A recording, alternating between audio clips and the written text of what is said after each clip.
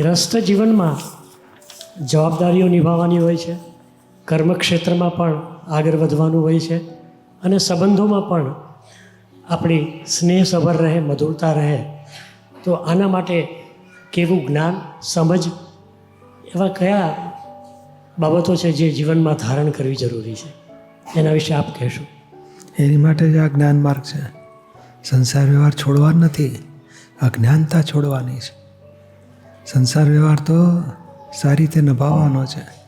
અને એક જ જો કાયદો પાડો ને, કોઈને દુઃખ આપવું નથી, કોઈની ભૂલ કાઢવી નથી, તો બધોએ પછી ઘરમાંથી તમારું એમ ચેરિટી બિગિન્સ ફ્રોમ હોમ.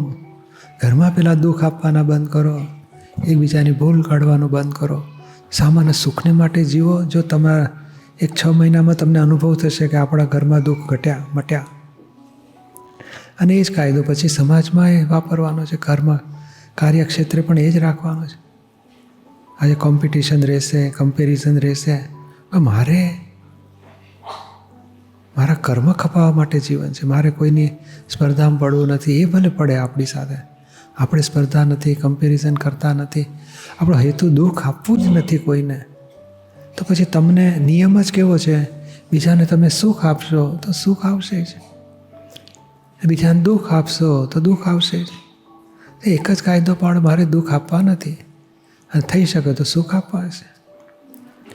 તો પછી આ સમાજ, કાર્યક્ષેત્ર કે ઘર, બધે તમને સુખ સુખ સુખ જ વર્તાશે.